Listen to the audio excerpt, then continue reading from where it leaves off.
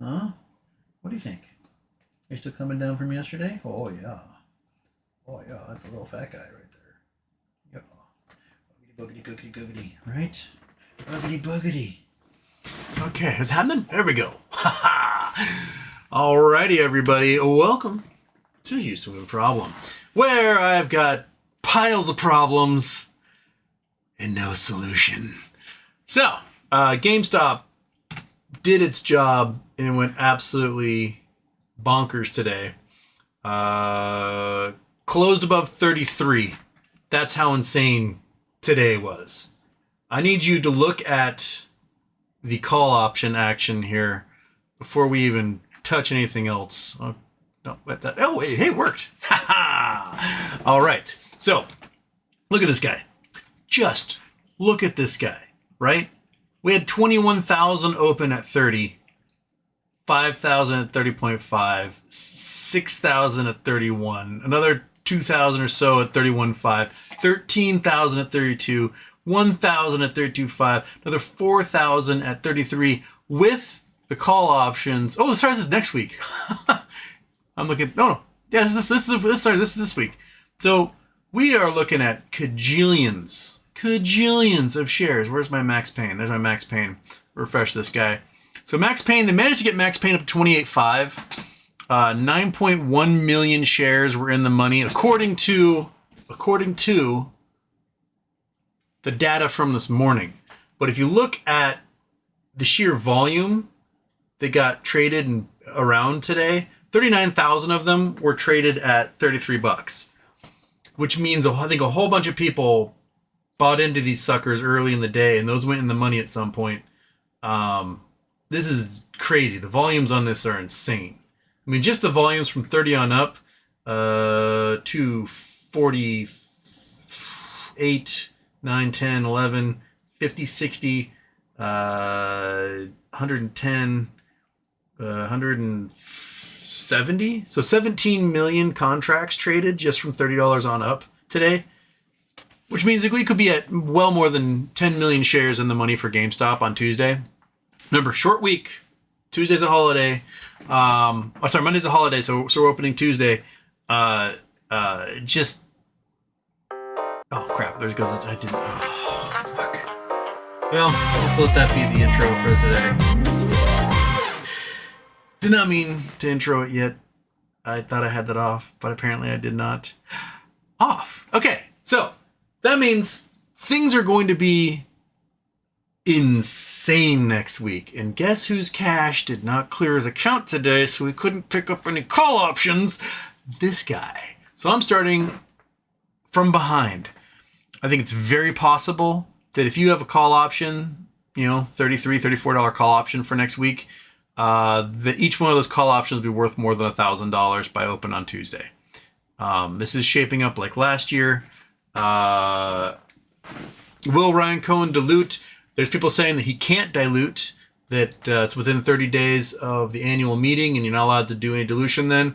But last year he diluted twice within 30 days of the annual meeting, so I don't know if that's necessarily a steadfast rule anyone's going to follow. But if he doesn't dilute on Friday, we're probably putting an insane number of shares in the money for next week. The volumes are also bonkers here. If we take a look at this. From $30 on up, I mean, we've got so far 18. We got tens of thousands of contracts that we're swapping around today for next week. Huge amounts being purchased at 35, 36. I mean, 71,000 contracts traded at $36 for next week. 71,000. 47,000 traded at $39. 22,000 at $40. And we don't have contracts for higher than that. This stuff is bonkers. So my guess, this thing opens probably above 40 Tuesday morning. So good of you if you did have cash in your account to get contracts at any price along that range there. Because this is going to be wild. We are setting up for tens of millions of shares probably to be in the money by next week. What's the max pain for next week? Max pain next week is still at 27.50. According to the number of contracts that were available today, this morning, 7 million are currently in the money. My guess is that's probably going to be about 20 million when we open on Tuesday, or close to it. This is going to be crazy. So what I have to do, because I'm behind, because my cash didn't clear. Stupid. Oh my god. Like, if it's not one thing, it's another. Well, is that it'll open probably very high, up $10, $15 from close today, Tuesday morning. My guess most of the action will happen Monday night going into pre-market.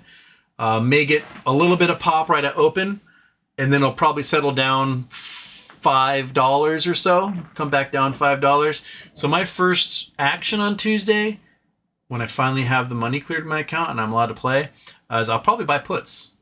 I'll probably buy puts at the money, let ride that down about $5, double or triple, whatever I'm able to have in there, and then I'll go for calls again. So the way I picture it happening, let's bring up, where's my MS Paint? That's always a handy thing to MS Paint. There it is. Boop. Okay, Paint. You're gonna go into this window over there, right? And then we're gonna go back to Scene, and then we're gonna click on Paint. Boom. There it is. All right. Why is this window so tiny? You need to be bigger than that. Boink. There we go. Okay. Why did you still not get bigger? Get bigger, friend. Boink. Okay. If I were to plan this thing out, let's say we have, come on, and then, okay, there's our graph. We'll call, I'm going to change color here for a second. I'll do blue. We'll do Tuesday, Wednesday, Thursday, Friday. Okay, so we got Tuesday, Wednesday, Thursday, Friday. My guess is if we were to draw this graph, and I'll make it green because it's all going to be green. Boom, whoop, boom. Is that, let's say this represents where we are. Why aren't you a pen? I need to do a pen. That's what I do. There, you. Yes. Okay. This whole thing with the very tiny brushes. Be brush. Be fat. How do I make you fat? This paint is all different from what I'm used to. There, a little fatter. Okay. This is our $33 price right here. This bottom line. Okay. My guess is we start probably 40 to 45, somewhere up here. Get a little spike in the morning, and then it drops down probably $5, $7. And then it will rise up again, going into close. You know, be up probably another $10 on the day overall. And then the overnight going into Wednesday will probably open somewhere up here, right? This is what's happened. This is what happened the last May and last June, is that we opened up insanely high. You know, the overnight, I think on one of those weeks, it was $85, and then we opened at like 69 or something. It will open way up here, do a collapse about $20, and then settle, and then slowly start rising again, and then do it again. Start rising, settle again. And going into the Friday, June 7th, we were at, I think, $47 at close. So when it did its hoop-de-hoops, it was actually hoop-de-hooping down here. But we shot up over $65 in the overnight, going to the pre-market when GME announced their dilution.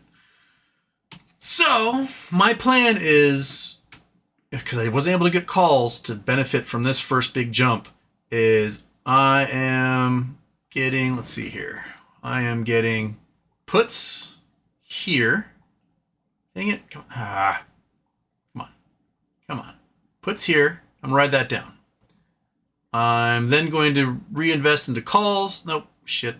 Red. I'm going to reinvest into calls.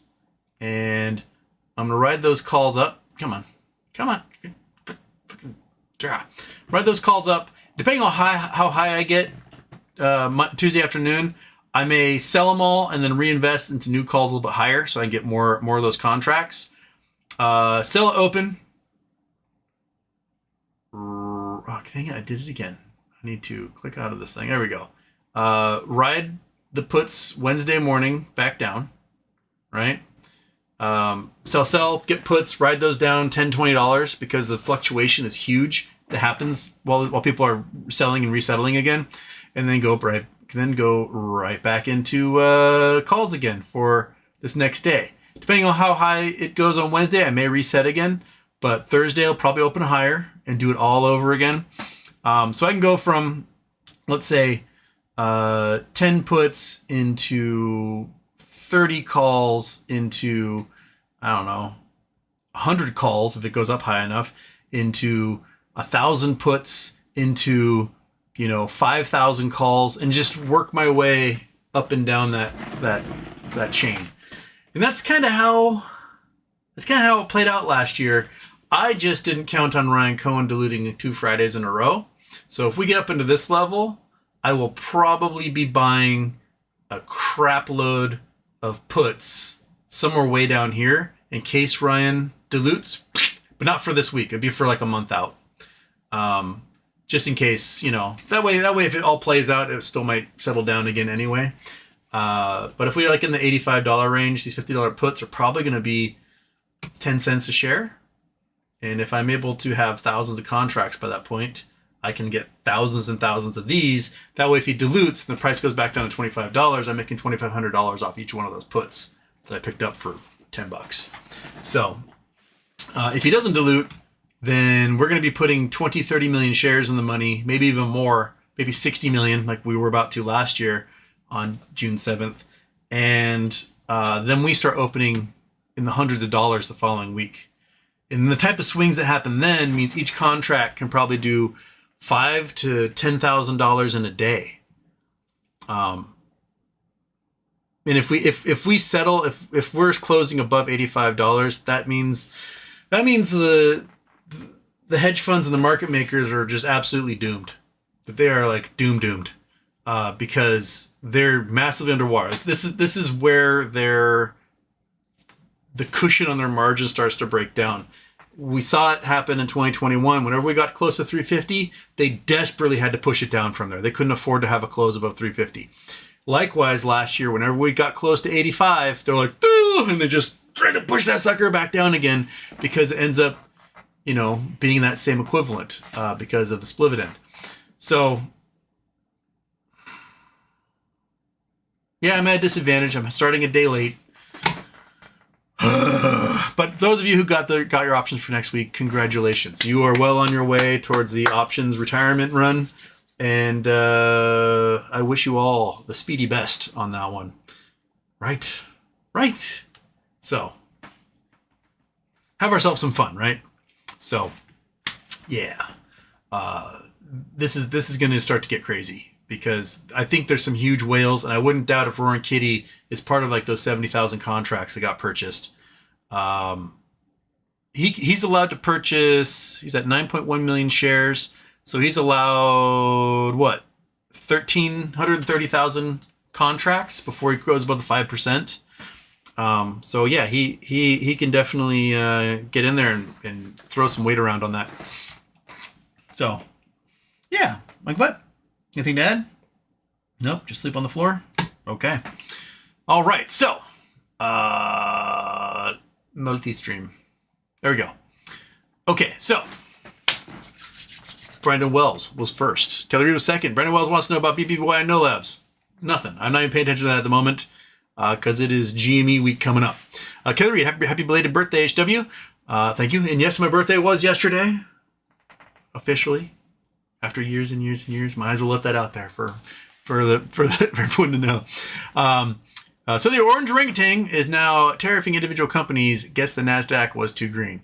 Yeah, like slapping a specific tariff onto Apple phones. What a great thing to do for your American companies is just target them specifically.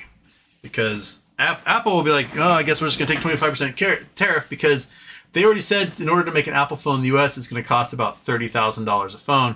So paying 25% tariff to import those phones in the U.S. and just charging the customer more is still going to be cheaper in the long run. We do not have the capacity or the manpower to make cell phones at the volumes that are needed only countries that have like 1 billion people in them have that kind of infrastructure and manpower to do it. So, yeah, I mean, again, the Foxconn factory employs more people than live in the city of Seattle, one of the largest cities in the U.S. So you are just not going to get that kind of output from factories in the U.S. for this. It just doesn't exist. You have to go to a country that has 1 billion people, and you're able to like enslave 600,000-700,000 of them to essentially make your phones for you. And that's just the way it works. That is the system we're in. And Trump does not seem to understand that at all. And there you go. Kelly Reed, can't believe we got Houston's birthday reveal before GTA 6.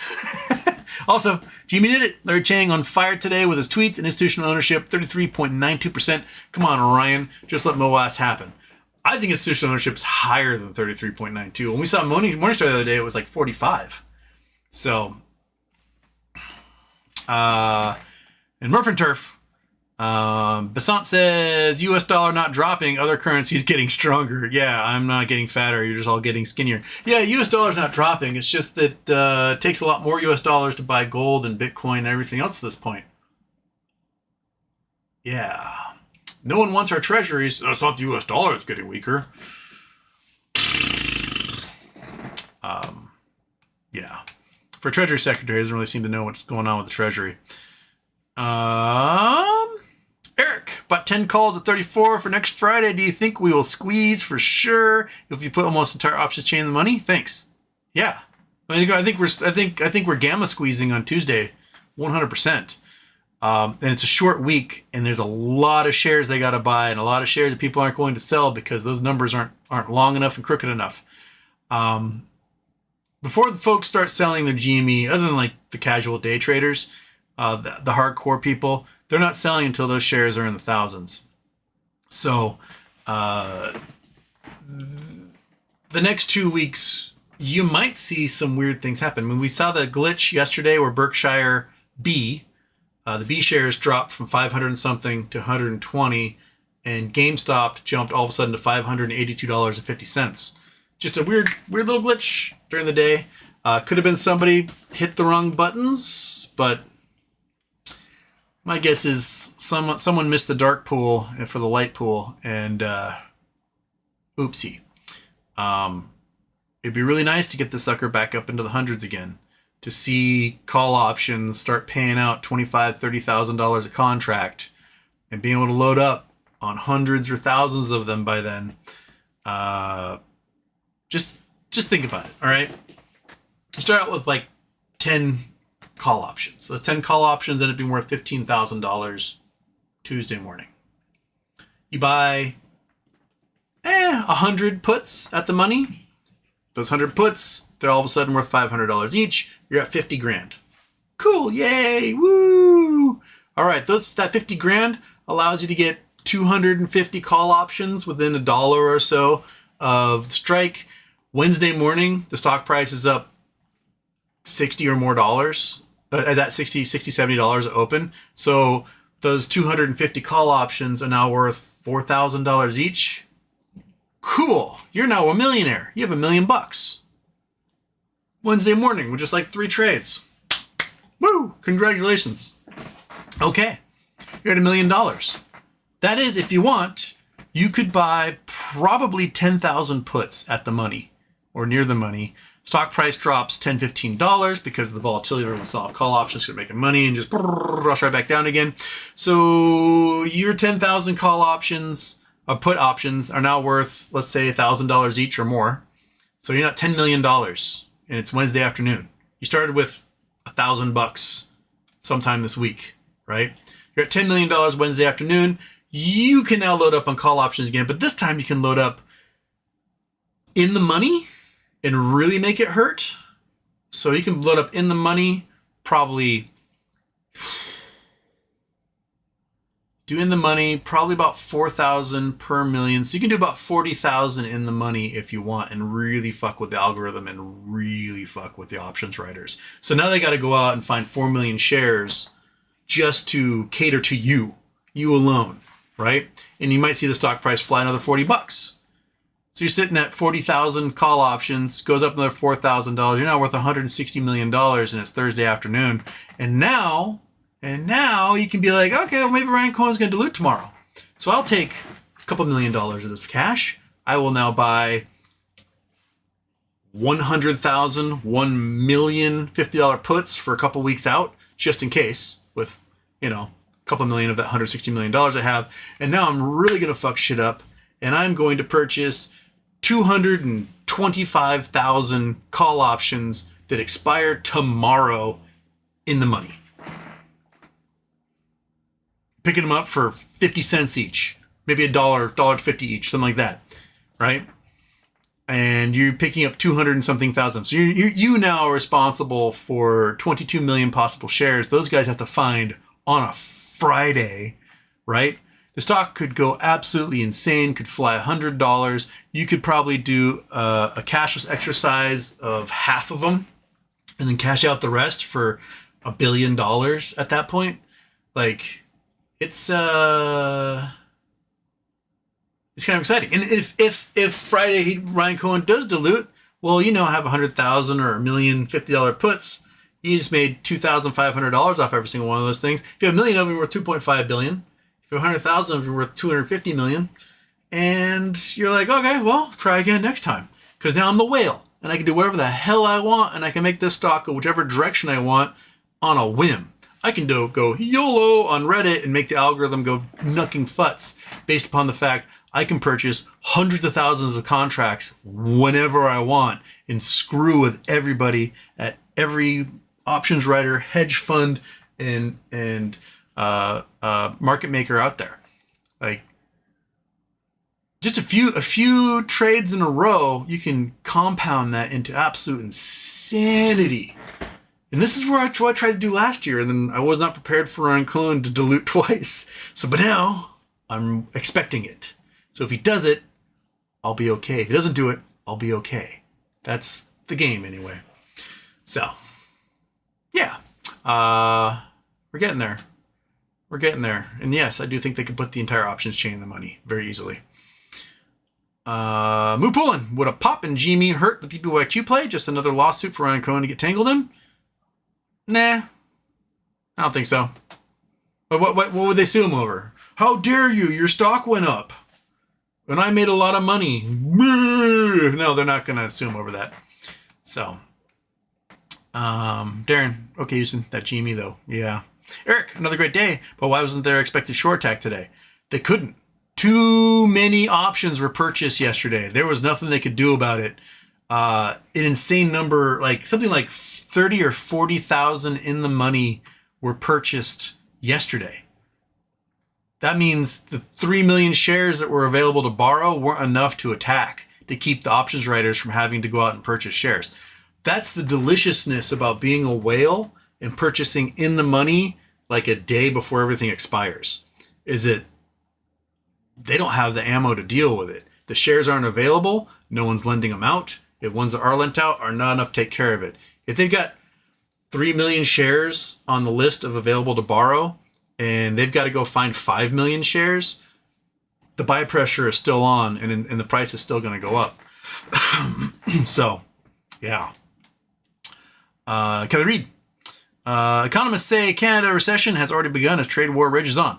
I believe it. Well, U.S. recession has begun as well because we're going to have our second quarter of negative growth. So we're in recession in the U.S. as well. T-Doc 119. No more puny pops. Big ups next week. Bought 100 calls right at the close. Gamma. Those 100 calls, you're probably going to have $100,000 or more from those 100 calls Tuesday morning. That's my guess. Maybe 150,000, depending on where you bought. But yeah, I expect the price to be $10 higher or more by open on Tuesday. Jimmy Houston, took your advice, bought calls for next week. Here's hoping Cohen doesn't come out on Tuesday morning and announce share offering. That would be the most dick move he could possibly do, and then vaporize everybody in that line. He would, I think at this point, he would probably lose all of his investors if he did it on Tuesday morning before open. That would just be the cruelest, meanest. People would want blood if he did that. But I'm going to play as though he's going to dilute on Friday. That's how I'm going to treat it. Is that he's going to dilute on Friday, and if he dilutes on any other day than Friday,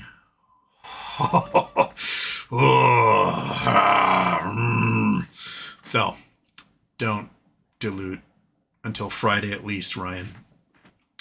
Mupulin, what's your current prediction on the conclusion of Bed Bath Butterfly Chapter 11? What would be some reasons why it would drag out longer than expected? We paced the 1.5 year average Chapter 11 timeline. I don't know when it's going to finish. I would hope it's as soon as possible. I'd like to be able to have, the cash to deal with the stuff before the entire bottom falls out of the economy, and then be able to scoop up what I can cheap.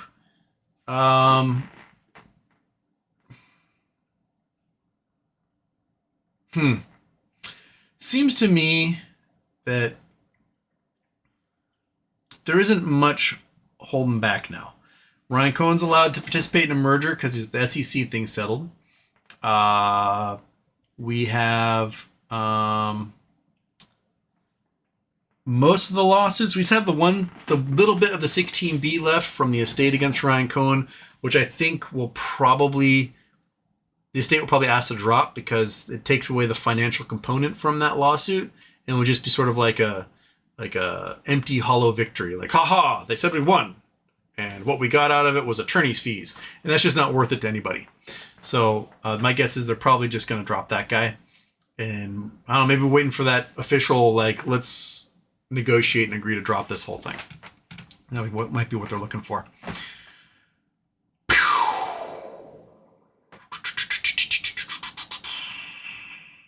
Wrong conclusion. As the title suggests, GME is gonna ape poop bananas next week. You can all thank me because I sold my options early. Well, if you sell your options early, always buy back in. That's, you made your profit. Well, now you can get more contracts at a higher price, and so just ride that. The goal should be, at some point in the next week, work your way up to at least 1,000 contracts. If you're going for the retirement options play, have at least 1,000 contracts, because overnight this thing can fly anywhere from $15 to $30 to $40 overnight. And those contracts, depending on how out of the money they are, you can have between $1,000 to $4,000 while you sleep per contract, and now you're a millionaire. So that should be sort of the goal if you're going to do the retirement options play. So you work your way up to thousands of contracts. Overnight, one night, boom, the thing's up $30, $40, $50, who knows, and you're a millionaire. And then you have the choice at that point to be like, do I check out and just wait for the shares to get worth thousands of dollars and have it be MOAS and be comfortable and not have to worry about, if you get the millions of dollars, you don't care if your shares are selling for $200. You're like, I can wait, right? Because you're a millionaire. Who cares? It gives you that cushy freedom. It gives you the type of cushy freedom that Ryan Cohen has for taking so long on this. He's a billionaire. He doesn't care. He's still going to have his private jets and his islands and his yachts and, all that jazz. Be able to go to whatever country or show or anything he wants. He's comfortable. He can rest on his laurels and wait. You can get to that point too. So that's the retirement options play. And that's what I'm hoping for with it. Bill Coin, please Lord, super chat, please Lord, help some deserving people live better lives. You don't have to be rich, but a windfall would make a big difference. I mean, there isn't a single issue in my life at the moment that can't be solved with a little bit of extra scratch. And most people, you talk to therapists and therapists yeah, there are people out there who need therapy. They've got trauma, they've got mental illness, etc. But most of them talk about how the folks in therapy wouldn't need therapy if they were financially comfortable. That it's the stress of being a have-not, of working 16 hours a day, not having vacations, not having time off, never getting to see their kids or their family because they have to work and keep a roof over everyone's head.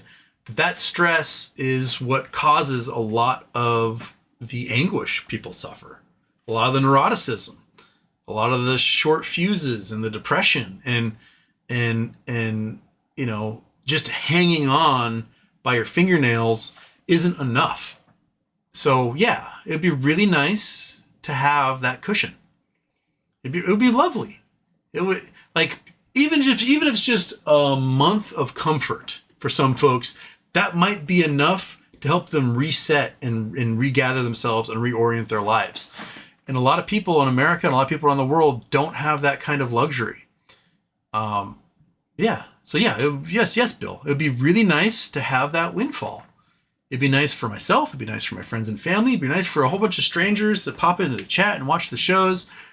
People I don't know, people I'll never have in contact with, for them to have a peace of mind for once that they haven't really been able to experience in their entire lives, but they spent a lot of time dreaming about, thinking about, wondering about, working towards. Yeah, get it. I have no problem with that.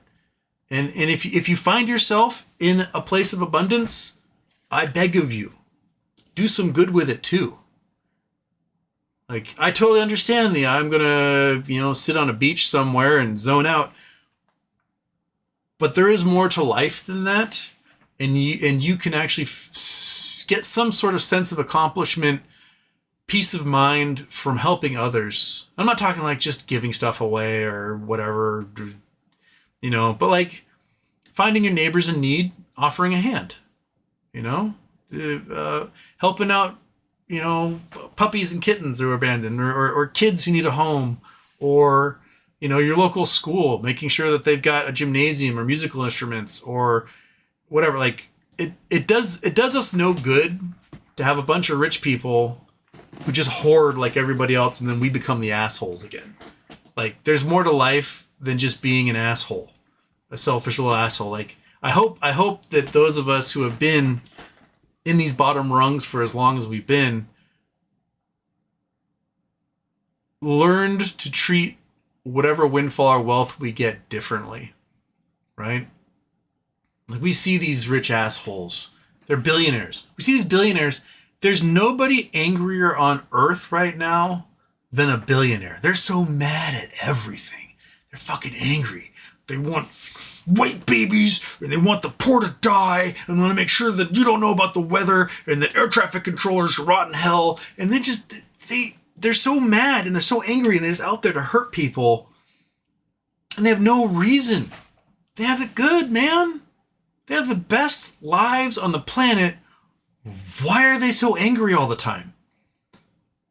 So please, if you do find yourself in windfall zone, don't fall into that dark chasm. Like, I understand people find out you're rich, they're going to want stuff from you. I get it. That's going to happen. You may have to change your latitude, man. If you are in a little small town where everyone's going to try and use you and abuse you, you may have to ditch them for a while. And then you can do some charity from afar to make sure they're helped out. But you don't want to be like those lotto winners in those little towns that find themselves like, family members getting kidnapped and whatnot. So, but like,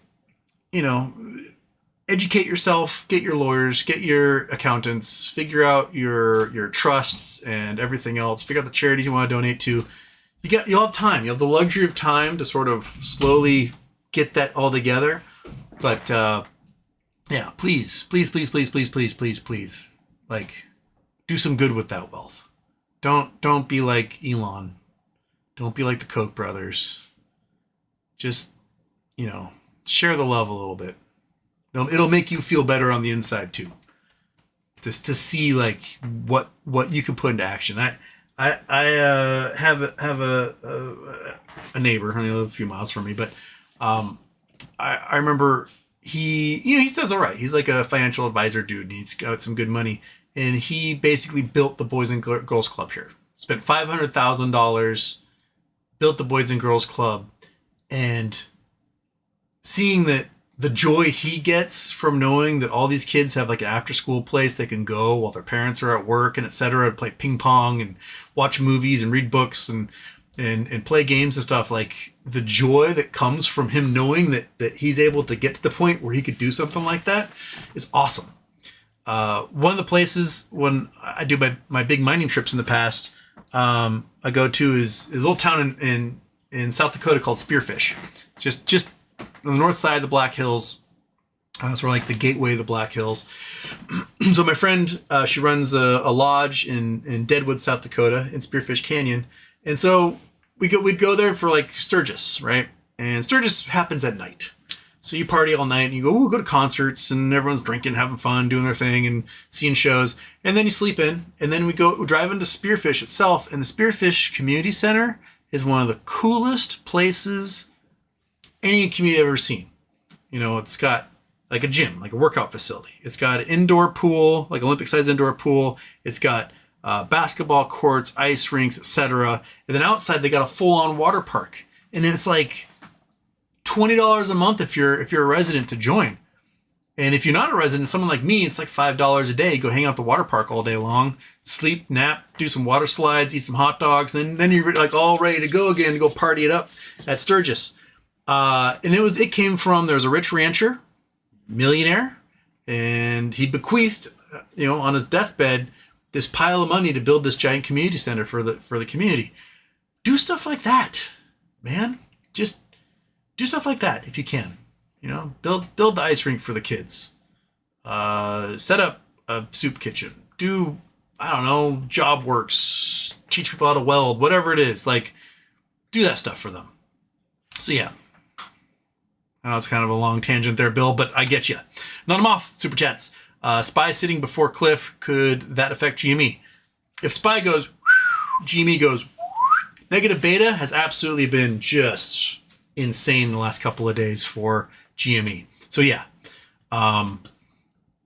if the SPY and Dow drop, GME flies even harder because that is collateral being used by the shorts to maintain their margin, and their margin evaporates if that also evaporates. So their bonds are losing value. Their blue chips could possibly lose value. All the while the squeeze happens on GME. This is serendipitous timing right there. It's going to be pretty delicious, I think. Did I miss a super chat? Oh my goodness, I did miss a super chat. Sorry, Corey Jones, I missed a super chat. I apologize. Corey Jones, super chats. What are you planning on doing with shares? I only have 50 left. Had to sell some normal life of pours. My goal is retirement options play. Get that out of the way while things are going bonkers. Been studying the options for 4 years now, watching them go up and down, realizing that you can compound with that volatility. And at some point, you get 4 or 5 trades in a row in the right week, boom, you're a millionaire. And if you're a millionaire from that, you can sit and wait on your 50 shares. You don't have, you can be like, I don't care about my 50 shares at that point, right? You can wait until those 50 shares are at the peak of the super squeeze and then maybe sell some. Or just never sell them. Who cares? You're a millionaire at that point. That's my goal, is that I never want to sell the shares I have until actual MOAS. And that's the goal. So, and it'll make it a lot easier if I've got a lot of cash on hand from doing an options play. So last year got real close. Oh, so close to having tens of millions of dollars. I was one trading shift away. But, always try again. Learn the lessons, see the variables that are out there, adapt, react. That's where we are. Okay. Did I get all super chats now? I got them all. All right. Where was I in the regular chat? I was way up here. I was... Move Poland did that one, did wrong conclusion. Keith Dixon Studios bought my first GME option earlier this week for this Friday. Could only do one, but did really well today. Thanks for all the not financial advice on options. Hoping to do some more next week. Good. Hope you got some that closed today for next week. That's what you're going to want, is because a lot of the action will happen after hours in pre-market. So you deal with the, hey, I'll get this 10 minutes before close. I'll buy an option for next week. And then when next week comes, it might be up $1,000 or so. And then, you can tinker all day long and then get your whatever your play is going to be, get it right before close for the next day, and have it go crazy. Make sure there's no chats from. I do have a couple of chats from the whatchamajigger side, the Twitch side, KD Gaming. Won't the implied volatility be so bad that you put in call strategy is going to cost an arm and a leg? Oh, it'll start costing an arm and a leg, that's for sure. But you're gonna hope for theta decay. So I like when I'm playing the puts and calls and I'm doing them by the hour. Sometimes they are weeklies. I am not touching. I'm not buying way far down the line. This stuff expires next Friday, so I've got a 4-day window to play with these and hope that there's a lot of volatility bouncing between them all. Because theta decay will kill you. But the IV is going to remain high, so it's not like there's going to be an IV crush where it just disappears all of a sudden, unless Ryan dilutes. You just got to play into it and hope that the theta decay is enough to keep those options cheap for you during that week. It's a gamble. You never gamble more than you're willing to lose, and be smarter than me and take some wins. Like, okay, took some cash to sit on. The implied volatility is insane now. Like last week, if you wanted to buy something that was $1 above the strike price, the current share price, you're probably paying $1. So $100 for the option. Now you're paying like $250. So the implied volatility is certainly screaming right now, and that's just the way it is. Charity show. Yes, Charity Tuesday is on Tuesday. So this coming Tuesday is Charity Tuesday, the day after Labor Day. We're going to be raising money for a non-profit legal group that does representation for immigrants. So a law firm that helps immigrants. Because I have no problem with immigration. None. Zero. I've worked with hundreds of immigrants. Every single one of them has been absolutely a treasure and an amazing, wonderful human being. I see them as folks looking to do something with their lives and seeing this as a place they can do that. And I have no problem with that. None.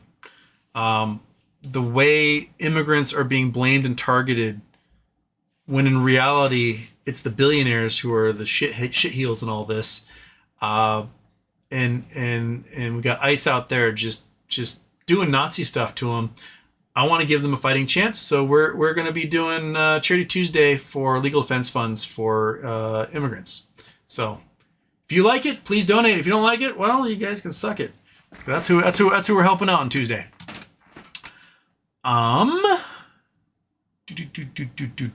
It's a factory. I'm currently not wearing pants. Can't put them on because of the reasons. Yeah, I get it. Murph Studios. I'm seeing the new Final Destination tonight. Do you have any irrational fear of dying from something mundane, Rube Goldberg style? No. You hear stories about just random, the vending machine falling on people, that type of thing. I had a friend growing up whose family was on a road trip, and the solid axle of a truck that was in front of them snapped and broke off and flew. And his family of 4, it's like dad driving, mom passenger seat, son, daughter, and the axle went through the windshield between all of them into the back seat. That was terrifying to hear about and see pictures of. I guess things like that are pretty scary. Being behind a gravel truck that's spitting stuff off and can shoot some rocks through a window, that sucks. I was never really scared of the logging trucks in that one Final Destination movie. Although that was a spectacular scene, just of everything. Never really been scared of flying.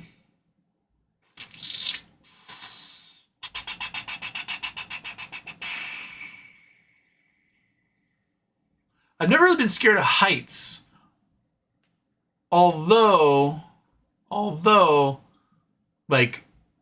a ropes course one time, I was on the ropes course, I remember in middle school, and heights never bothered me, climbing ladders, being on top of buildings, whatever. But on that ropes course, you hooked your line up and you had to jump probably 60 feet in the air from one platform to another. And my brain could not reason with itself. It was I know you know the math behind the steel cable, you know the math behind these carabiners and the rope and the harness you have on, that all this works, that all this, will hold your meager little middle schooler 130-pound weight, right? But my brain really could not accept the fact that I was supposed to jump. And that was that far a jump. It's like 6 feet. I can jump 6 feet. No problem. But my brain could not get over that distance. It was like, you're not holding on to something when you do this. And that's a long ways down. That's instant. You fall 70, 60, 70 feet. You're dead. And I'm trying to rationalize. I'm like, yes, I know. But I'm attached to this thing. It's good to go. And eventually I broke that circuit in my head in college, jumping off of cliffs, like jump in the river, just plain jumping off of cliffs. I popped that circuit. That thing stopped reasoning in my head to the point where I'm now stupid when it comes to those heights, that I'm careless. And I told the story before, but I remember playing Frisbee before class, and accidentally I threw the Frisbee on top of the geology building, which is like 2 stories high. And so I got a boost and climbed up onto like the outside rain gutter, and then climbed up onto the roof and got the Frisbee and threw it down. And then without thinking, I just jumped off the building. I'm 25 feet up, and I just crunch into the ground. I thought I exploded both my knees and all of like the tendons and ligaments in my ankles. And I thought I was like, oh, everything's broken. I'm dead. Because my brain, I've been jumping off of cliffs for 4 years into water. And my brain was like, there's no big deal all the time. Jump. And that hurt. And I'm so lucky that nothing broke and none of my tendons popped. But, yeah. So, but, I think the thing that does kill me randomly, I won't see coming. It will never occur to me that that calamity, that Rube Goldberg of events can be what like takes me down. I don't know. I'll probably like trip on a dog leash, fall into traffic, get my head smushed by a mail van or something. And that'll be it, if anything. What about you, fat cat? You're klutz. You get trapped inside your poop box because you can't figure out how to open the door. Is that what's going to happen? And then you suffocate to death in there? Yeah.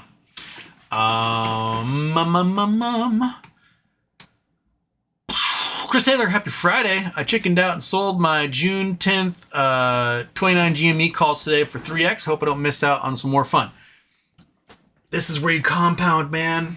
Because you had the implied volatility jacking the price. You had the fact that they're in the money by $4. You had another 400 on top of that. So you probably sold them for, what, 500, 600? Somewhere around there. And I don't know how many you had. But that allows you to get, each one of those allows you to get 3 just out of the money for Tuesday. And each one of those, if you buy at $34, $35, each one of those are probably worth $1,000 or more. So, yeah, that's compounded. That's where I'm going. That's how you got to do it. That's how you just seize the day and become a legend. It's like calling your shot in pool and make like a 5 combo and sink the 8 ball or something. I'm going for legendary status when I can do it. Snort alert! Oh, Houston. You see Larry Cheng's tweets? They will dilute again. Sigh. Oh, I think they definitely will. But I've not seen Larry Cheng's tweets. Let's see what Larry's got going here. Here we go. Larry Cheng. Boink. Scene. Oh, I gotta turn off the that. There we go. So Larry says, I was tweeting something about the Gulag Archipelago. One of the evil people somewhere insidiously committing evil deeds, and it were necessary only to separate them from the rest of us and destroy them. But but the line dividing good and evil cuts through the heart of every human being, and who is willing to destroy a piece of his own heart. During the life of any heart, this line keeps changing place. Sometimes it's squeezed one way by exuberant evil, and sometimes it shifts the other space for good to flourish. One and the same human being is at various ages, under various circumstances, a totally different human being. At times he is close to being a devil, at times sainthood, but his name doesn't change. And to that name we ascribe a whole lot, good and evil. I mean, that's all well and good, but there are sociopaths, narcissists, psychopaths, and you can just write those people off. Login future reference GME institutional holdings, showing that thing, how many shares outstanding, total value holdings, blah, blah, blah. Larry Cheng, lawsuits public square reminds me hard-earned lesson about litigation. It's often not who is right who wins, but who has resources and determination to last the longest. Okay. That's true. If you can afford the good lawyers, you're probably going to win.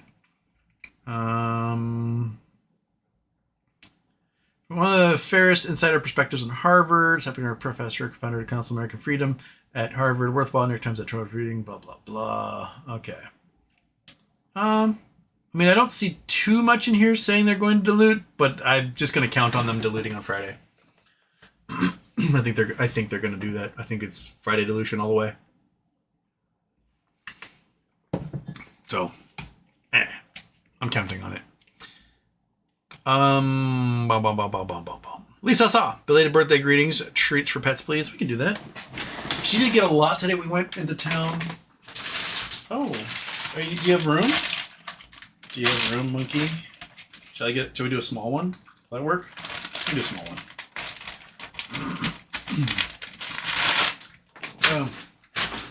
Come here. Come on. You want it?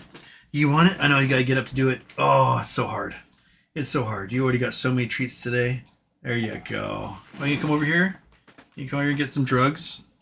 You got your pile of drugs are still right here. See, look at that. Look at that. Look at all that.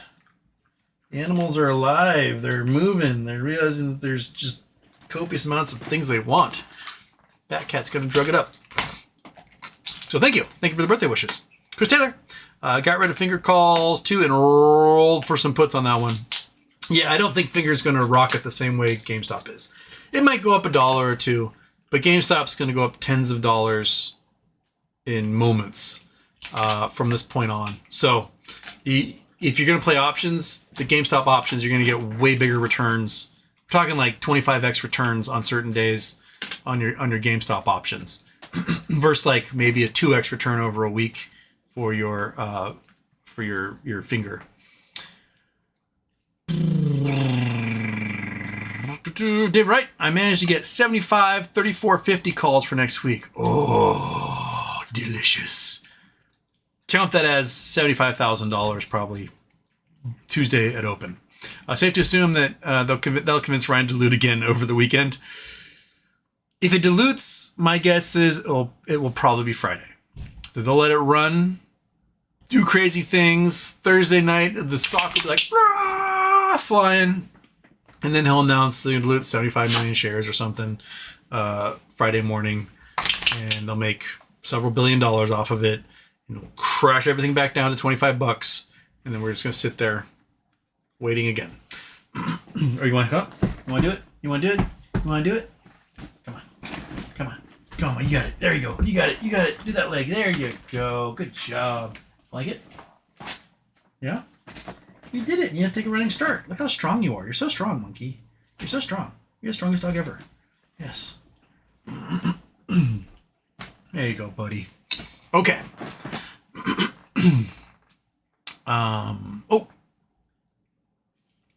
Dizzy sends a super chat, says, can't dilute within 30 days of earnings. I hear people saying that, but last year they diluted twice within 30 days of earnings. So I don't quite... No, don't do that, kitty. I don't quite buy that. I mean, I hope it's true, but I don't think it is. Right? You stoned? You eating your drugs? Look at your drugs. Eat your drugs. Yeah, look at that. Do a line. Oh, gonna bite my finger? You gonna bite my finger? Is that what you're gonna do? You're stoned? You gonna bite my finger? Yeah? Rub your face off. I'll rub your face right off your head. I'll rub it off your head. You have no more face. It'll just be ears. It'll just be ears. That's all you'll have. Yeah. I need you to turn around. Go. No, turn this way. Face that direction. There you go. That way you won't stare and tear the papers. So I only have one. And it's too far back in the emails to find that thing again. Print off another one. Okay. Where was I? I did Snarler. At least I saw. Did that one. Did David Wright. Seagill, my AMC and GME calls. Pippity pop this week. Held 3 GME calls. Sold the rest. My exercise. My $23 call. June 2020 expiration. I personally would. I would have jettisoned it today and bought calls at the money for next week. I'd stop it. Stop it. Stop it. Yeah, I can chew my finger. Because I'm a gambler. That's who I am. But hey, you're up $1,000 on those at this point, so good for you. Chris Taylor, any progress on War Rig yet? No progress on War Rig. Nope. The moving and the monkey losing her leg and all that stuff kind of sapped whatever I had going, and then now I got to play some options. So hopefully the options work over the next week, and I'll get the greatest War Rig I've ever built out of it. Tom Zock, 9.1 million shares in the money. Gamma Tuesday incoming. We'll consider if I throw my last shirt into shares. Now I'm German, and German market is open on Monday. Ooh, the German market could let us know what's happening on Monday. That's a good point. I'd be curious to see what Frankfurt has to say. Kitty, stop. Come here. Come over here. Come right there. Yes. Just, you can be high in my arms right now. That'll work. Because you slapping the paper is not benefiting anybody in this situation. Right? Okay. Yeah, good point, Tom Zock. And I think it's more than 9.1 million shares won the money. That's just 9.1 million from what we knew of open interest at open today. That will be updated later and let us know how many. His tail's grabbing onto my ear. It's weird. Yeah, so I think it's a lot more than that. I think we're probably looking at 10 million or more shares need to get purchased for. Oh, and he's back. He's gonna pop that paper. He's a spazoid. Gosh dang it, kitty. Okay. Are you gonna do it? You be a dick? Stop it. Stop being a dick.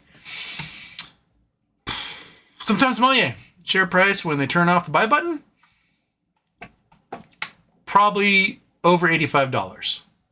If Robinhood and the other not ACH, the other,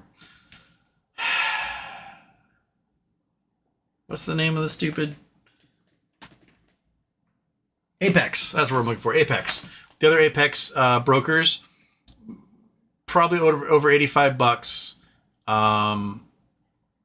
It'll start once it starts popping. Once you start seeing people who don't pay attention to this stuff tweeting about it, posting on Facebook, etc., doing TikToks on it, be like, "Oh, GameStop squeeze is happening again."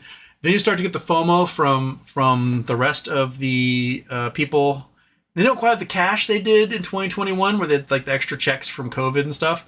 But that FOMO means a lot. They're like, "Oh, well, I was going to save for this purse, but now maybe I'll just throw some in GameStop and I can buy 5 purses." That's what you're going to look for. And when that starts happening, that's when they're going to turn off the buy button, or at least try. Chris Taylor, oh, no problem solvers to the rescue. KYP, give him the heart. Thank you. Colin, love seeing that $33 close. Close above $33 was like, oh my. That normally they try to push it out as hard as they can. It closes just under what they want, or what we want, and they couldn't do that today. So,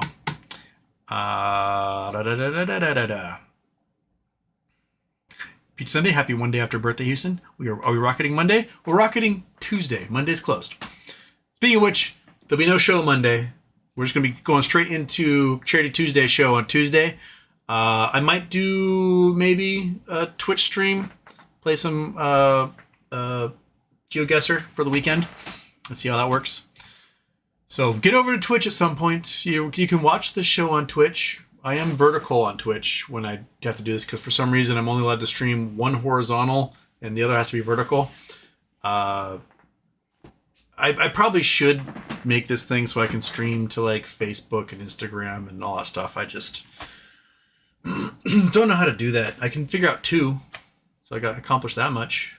And stop it! Hey, stop! You need more drugs. You have so many. See, it just comes out because you're gonna put a bunch of teeth holes in that. See, look at all that. Look at that. Right there. Eat it and then go to sleep. Yeah. Macroturf, Houston. Happy belated to you. Just wondering if you had any thoughts on dark oxygen and the rocks that conduct electricity in the bottom of the ocean to produce it. They're mining it. Bad? Yes. Very bad. Not just because the manganese nodules are known to produce oxygen that, low oxygen environments like the bottom of the ocean depend upon, but the silt that they kick up basically kills everything. The test zones they had done for these mining technologies basically turned entire regions of the ocean into dead zones. So not only are they removing the nodules that make that dark oxygen, but they're also just choking all the wildlife to death in the process. We'll get some manganese and some rare earths out of it, but we're going to destroy entire fisheries with this technology, which is why the UN has basically banned it. If you have your OMEX shares and you're gonna make money off of it, I get it. Cash is cash, but as a technology and as an industry, it's bad. It's bad for all of us. Bad for the planet. So, very bad. Martin Weiss. Hello, young man. Back from filming here in Switzerland and Norway. What have I missed the past month? GameStop going nuts. Nucking futs right now. So, Martin, it's starting all over again. Be ready. And I'm not sure what market you trade on in Switzerland, but it's probably open Monday as well. I don't think you guys do Memorial Day, right? Look at all this. Are you stoned yet? You look like you're stoned. You look like you're stoned. Do you look like you're stoned? Huh? I'm not touching your stone face. I'm not touching your stone face. I'm not touching your stone face. I'm not touching it. I'm not touching it. I'm not touching it. Oh, you biting me? You biting me now? Arr. Okay. Frozen Productions. What price does RC dilute? I have 2 GME calls in the money. I don't think the price matters. I think it's more how many days in a row of green and if it's Friday. So if we're at, 6 days in a row green by next Friday, he's probably going to pull that ripcord and disappoint all of us. So be prepared. Be prepared for it. Be prepared. Even if we get so high they turn off the buy button, right? Have those puts in hand, ready to go.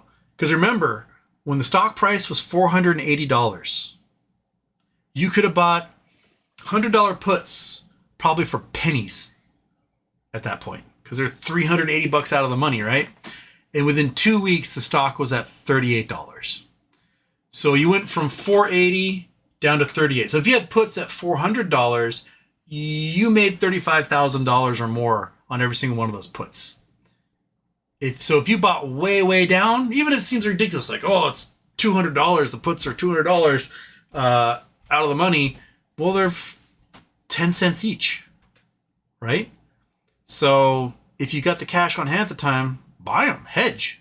Because they turn off that buy button, Ryan Cohen dilutes, whatever, that stock price is going to fly down hundreds and hundreds of dollars and go whoop, bonk, right? Same thing if we hit MOAS. If we hit MOAS and the stock price is trading at thousands and thousands and thousands and thousands, and the options chain is exploding with numbers that they have never posted before, hedge yourself.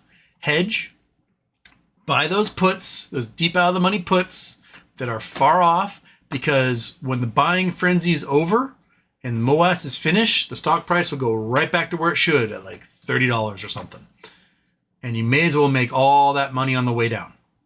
So just hedge for it. Just learn the lesson from last year where I got bent over without lube twice by Ryan Cohen diluting, and just hedge for the fact that they'll turn off the buy button, that they'll dilute, that if we do hit MOAS, it will squeeze, go super high, and then come crashing right back down again.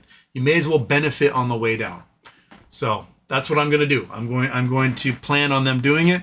And if for some reason it never dilutes, they never turn off the buy button, and it just keeps going forever, well, I'll still make a shitload of money on the way up with everything else. So, yeah, right?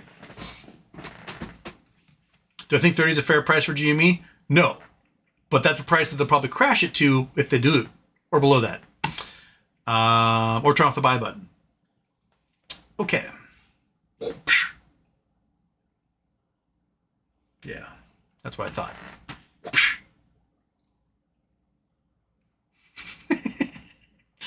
He's so high right now. Yeah, eat it. Nom nom nom nom nom nom nom. There you go. Arr, arr, arr. Ready? Ow. That one hurt. Hey, guess what?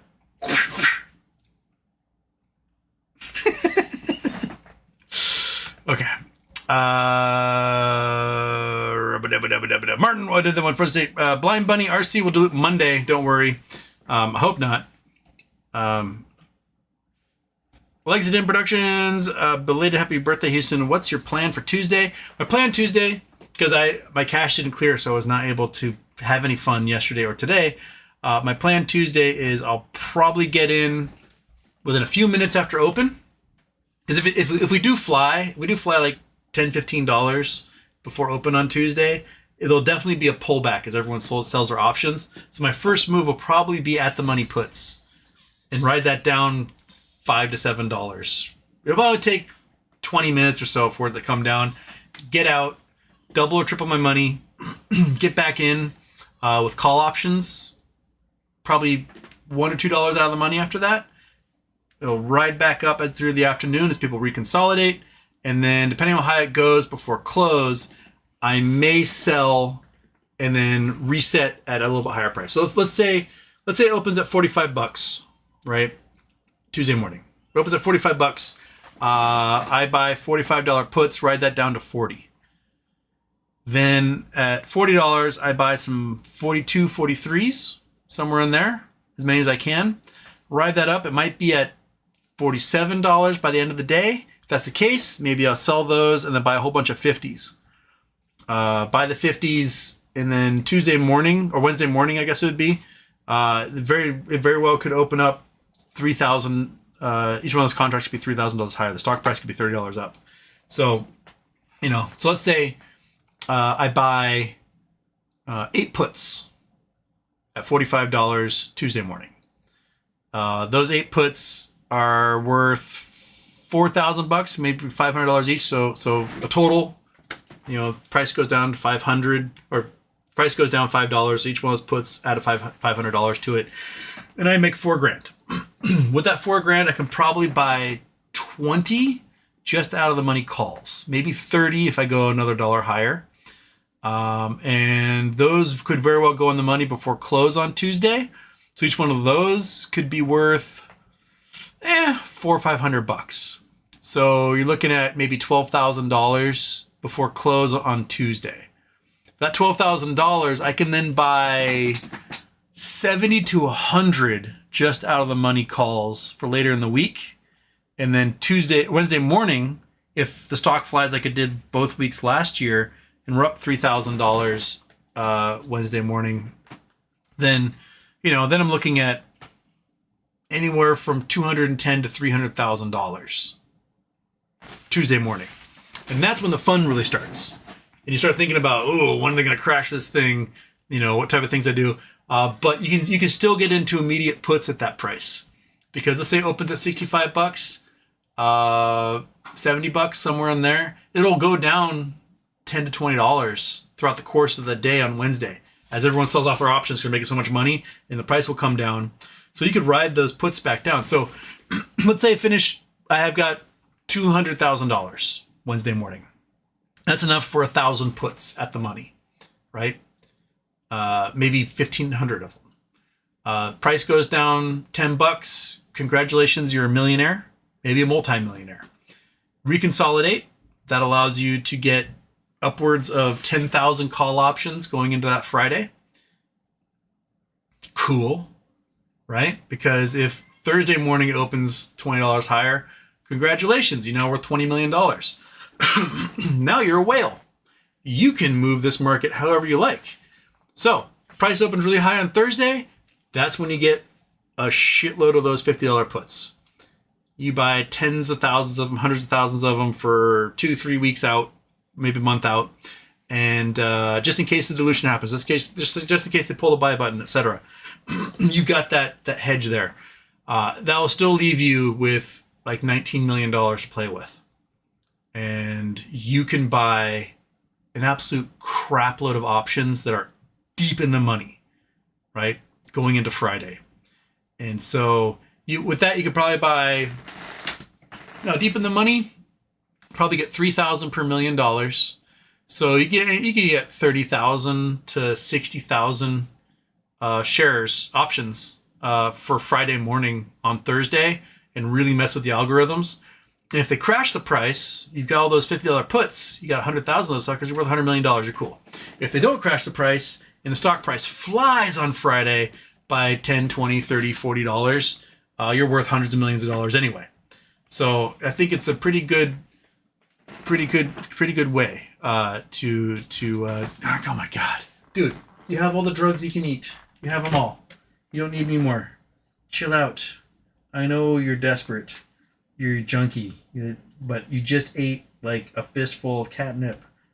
Chill out, man. I'm trying to do math in my head and I can't do it if you're just tearing shit up all the time. Right?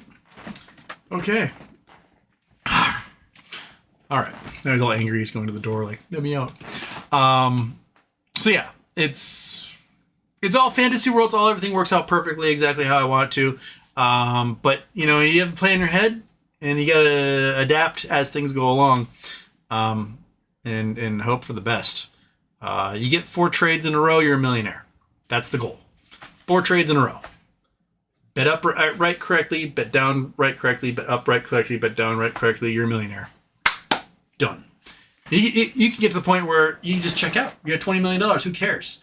I can go buy a penthouse in Monaco and never have to do anything again. I can go travel in an RV, never have to do anything again. You could be totally satisfied at that point. You don't need to keep going. Right, kitty? You can just chill out. Right, monkey? Yeah, that'd be enough for you. Like, your dog food costs you $35 every 2 months. You're fine. You're good. You don't need more than that. Right? Your drugs, this little bag of drugs is like $5. And that takes up all of your attention. It's all you care about is this bag of drugs, right? It's all you want. Yeah, see? That's what you got. That's what you got, you little freak. Okay.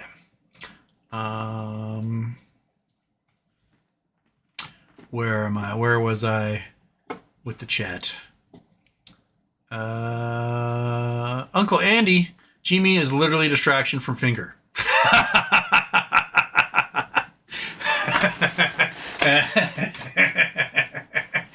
Oh, you're funny. Okay. Confusing. Houston, hi. Do you think it's possible that BBBY could come back next week and make a perfect Moas storm? I think it's entirely possible. And if Ryan Cohen wanted to totally make our lives super duper awesome, he would do exactly that. But I'm not going to count on it. If it happens, yay, I will reevaluate. Yeah.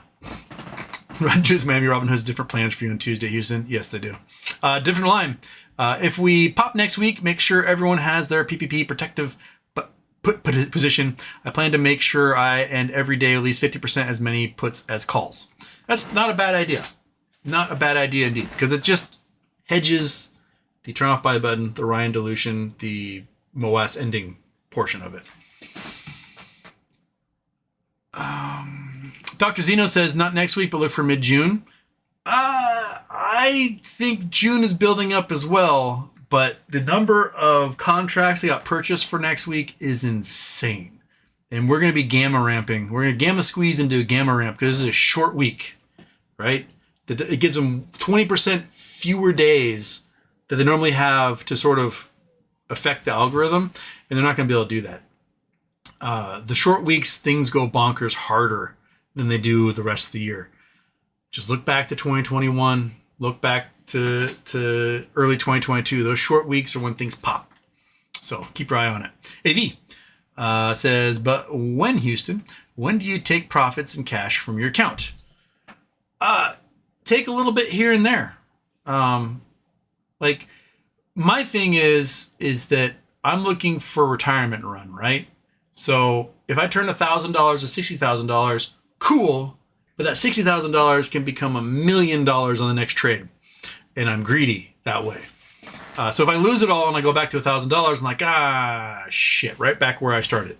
Right. So in my brain, I try to, I let it run. There's nothing about me that allows me to like sit back and go, that's enough, because I want the millions of dollars so that I don't have to work ever again.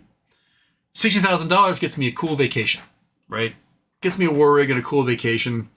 That's about it. Several $1 million gets me a life vacation and a cool war rig. And so that's the goal. And I'm playing to win it that way. Who doesn't like a nice vacation? I would love somebody just showered me $60,000 right now. I wouldn't turn it down. But the goal is for the retirement options run, something significantly higher than that. A lot of people were like last year, like, oh, you should take your profit time. I mean, yeah, the hindsight, yeah. If I had known Ryan Cohen was to dilute 75 million shares on the morning of June 7th, I would have taken my profit and I would have bought a bunch of puts. But we don't know how that works. So this time around, I'm hedging, which means my gains will grow at slower rates at some point because I'm putting money into those puts hedging that Ryan is going to fuck me over. But, you know, in the end, it'll all settle out. The dust will clear and you'll know what you have left at the end. Andrew Forster, I have 10 calls at 28.50, but also have RC dilution insurance as well. Bring on the crazy fun. I don't think we have to worry about RC dilution until Friday. So it'll probably be hog wild craziness for Tuesday, Wednesday, Thursday. But by Thursday, definitely I'm going to have my Ryan Cohen dilution insurance. Oh, my throat's getting sore. Definitely cat hair in there. Okay, I'm going to try to avoid that. Bex, Houston. Every day is still your birthday. Fingers crossed RC doesn't be a gigantic dick again. I want to see phone numbers. Me too. The potentiality is there to really, really, really, really, really do that.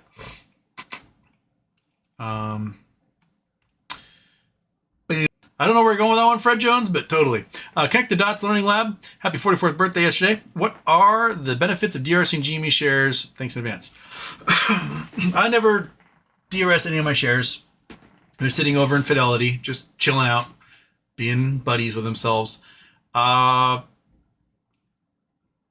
guess the fear is that if you don't DRS, that your broker will somehow sell your shares without you knowing, which I don't think they're going to do that.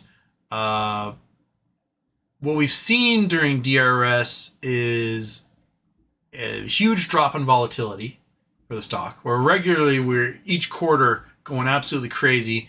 Now it's down to once a year we see a pop, and the pop isn't quite to the level we had before the big DRS movement happened. There's also been shown that while Computershare doesn't lend out your shares, they publish how many are in there, and it's obvious that market makers and hedge funds are identifying those shares in Computershare as locates. Even if they aren't actually, purchasable shares for them, they're still using them as locates to continue to naked short and do things like that. It's harder to sell out of there.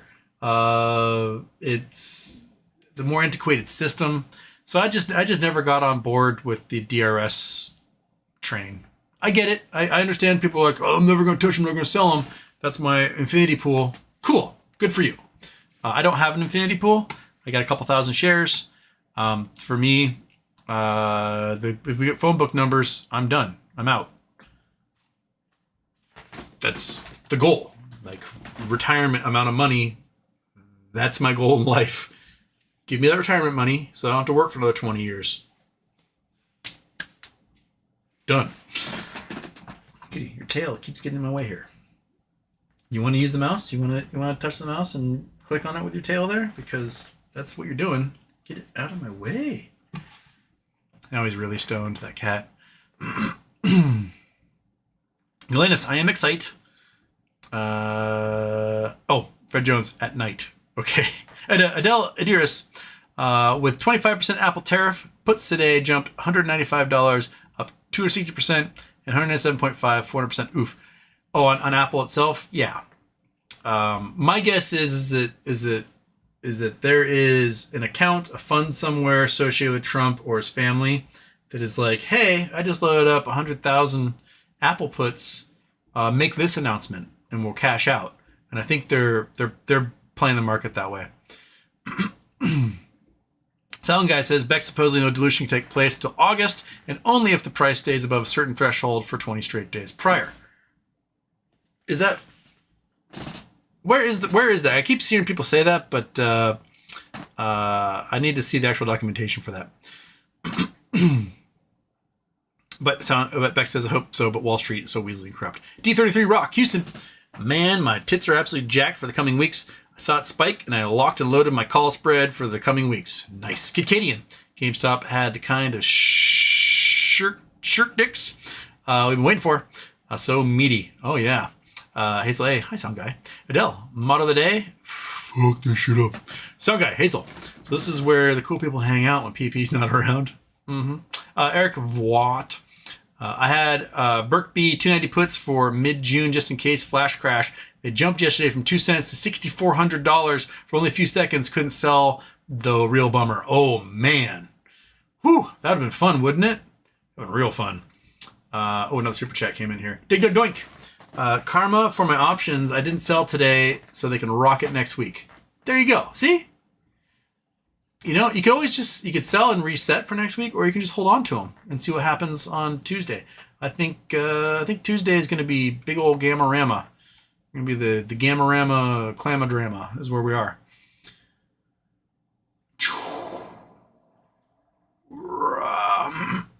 Don't see your Shadem is with Corey on this one. Same here. It was painful. I just sold half my GME because I had to. It happens, man. Life happens. Car gets broken. Kid gets hurt. Someone gets an illness. You know, rent goes up. Job loss. I totally get it, which is why the fact that they've been drawing this out for so long is so cruel.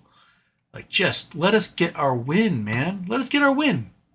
We can get our win, and then we can reset and refocus our goals after that.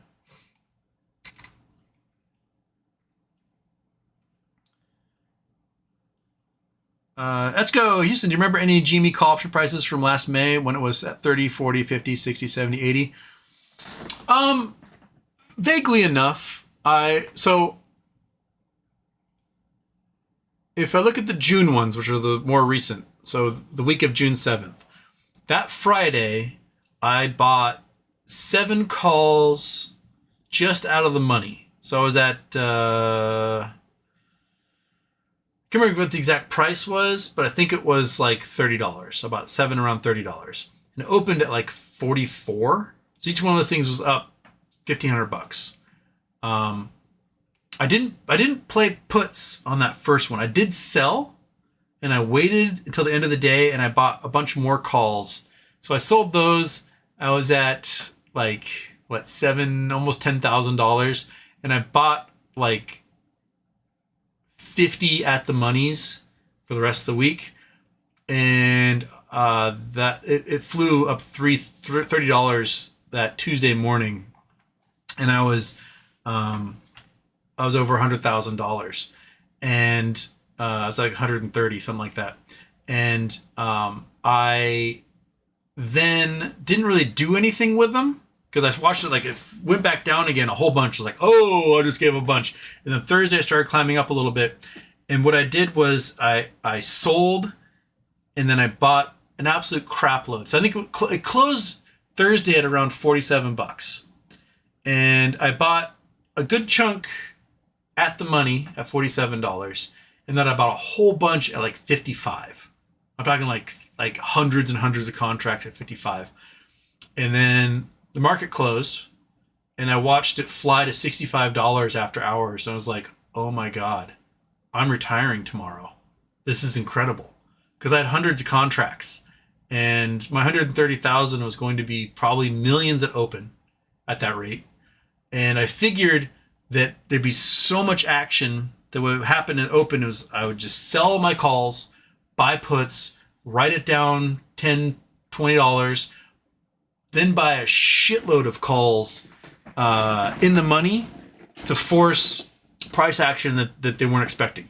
I probably could have purchased, after that, 7,000 or more calls in the money by midday for that day and really, really screw with the algorithm. That was my goal. And so I was laying awake at night just plotting, okay, if I see this number, I do this. And I was doing that play over and over in my head. And then finally, like, because I didn't sleep all night, I finally was like, well, let's just look at the pre-market. I rolled over, saw the price was at like $30. I was like, what the fuck? looked for the news and saw that GME diluted everything and ruined my entire plan. So I hope that by Thursday, I've got my chunk of puts for several weeks out, just in case, and then go from there. But I remember buying, because of the theta decay, I remember buying my near the monies that Thursday for around $100 a contract, so $1 a share. And then my out of the monies, I think I got it like 50 cents, somewhere around there. I should really write this stuff down. I'm probably sure I could probably go through my brokerage account and see exactly what the transactions were, but somewhere around there.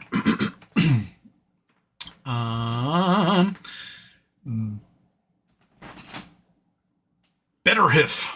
Happy belated birthday. Curious if there could be too much buying pressure in the money options to counter a dilution from Ryan to slow price movement.